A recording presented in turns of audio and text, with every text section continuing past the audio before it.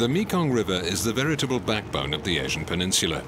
From the heights of the Himalayas to the China Sea, it flows for more than 4,200 kilometers, irrigating 6 countries in a region which is among the most sensitive to the effects of climate change. The increasing number of typhoons, droughts and floods could devastate the lives of the 70 million people who depend directly on the river. In the coming years, many of them could lose their homes, their land and their jobs. They could face starvation or be plunged into extreme poverty and forced into exile. These are among the poorest people on the planet and the least responsible for climate change. But it's they who paradoxically will suffer its most dramatic effects. This is why the EU is involved in the fight against climate change around the world, to help developing countries combat the phenomenon and protect their population from its devastating effects.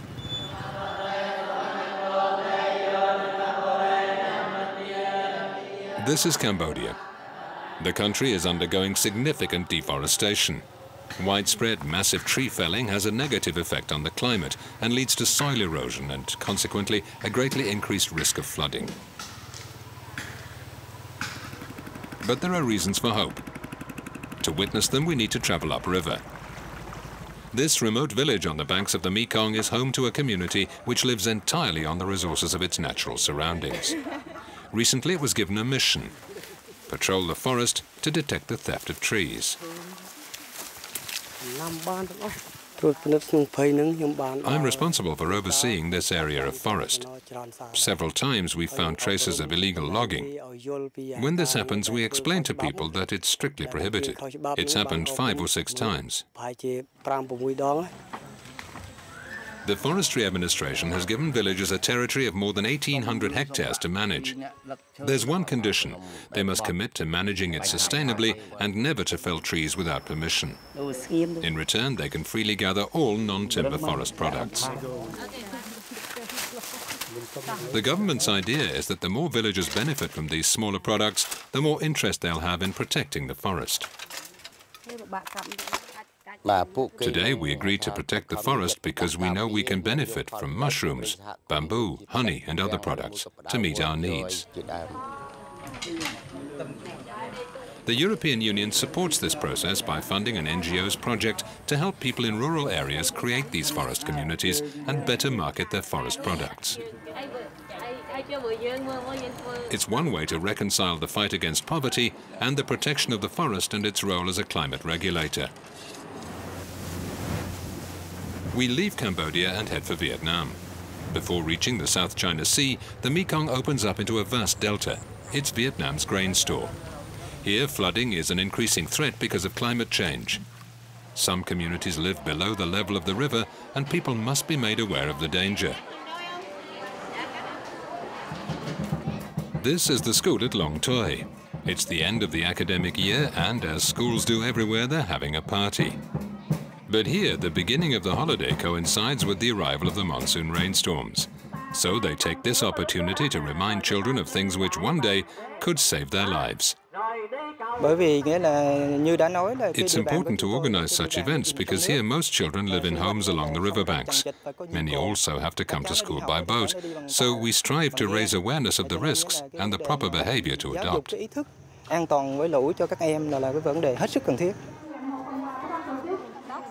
Every game, every competition is an excuse to teach children the rules to follow when there's a typhoon or flood. Now the children are well prepared and they know what rules to follow. It's properly explained by the school. Time for practice now with the much anticipated raft race. 2 teams have to build a makeshift craft from banana tree trunks as quickly as possible and then race each other down the nearby river. If there's a big flood, I'd advise my parents to take a boat and reach higher ground. And if there's no boat, I could build a raft. Teaching people the right reflexes if a climate catastrophe occurs is a priority. It means lives can be saved before help arrives. It's why ECHO, the humanitarian arm of the European Commission, has launched a special program to support actions like this. And it's not by chance that many of them are aimed at children. The children are the future generation that will faced with the kind of disaster. And on the other hand, the children are also the means for transferring the knowledge between the community, the school, and all the people. Today, for example, this class has come to give a helping hand to an elderly couple. But they also take the opportunity to remind them that in a storm, they must immediately take refuge in the school, because the building is the strongest in the village. No matter whether it's education, training, providing emergency equipment, or reinforcing buildings to make them stronger, adaptation to climate change is possible, even in the most vulnerable regions. It's based on sometimes simple measures, but its main goal is to raise people's awareness and get them mobilized.